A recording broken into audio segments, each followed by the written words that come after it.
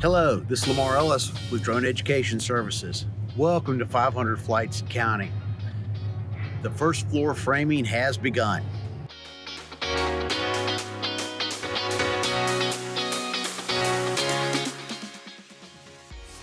Well, this was my first cool, easily repeated shot. I was using the waypoint as a starting point. Then I'd focus on an item on the roof line, and I tried to keep it in center frame as I flew towards it.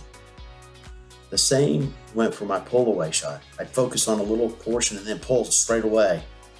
But here we have my garage shot. It was conceptually cool, but I typically got a lot of camera flaring and focus problems later on in the project. I was documenting this process, and I began to realize that I needed to set up more shots. Even though I knew a lot of shots, now was the time to use them.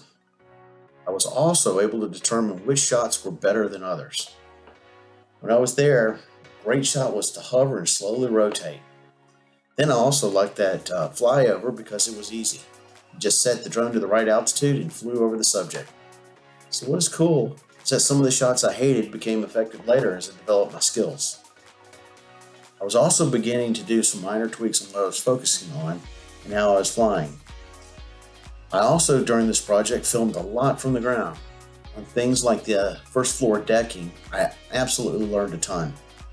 You know, they added glue to the joist before they set the decking down, and that was in case the boards pulled up at a later date. They wouldn't pull the nails up too. Then they would take that decking and they would knock it into place using a block and a sledgehammer.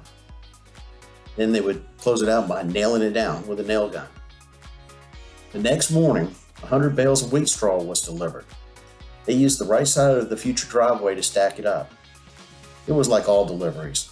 A truck shows up and unloads quickly. It's just too bad they delivered the wheat straw to the wrong house.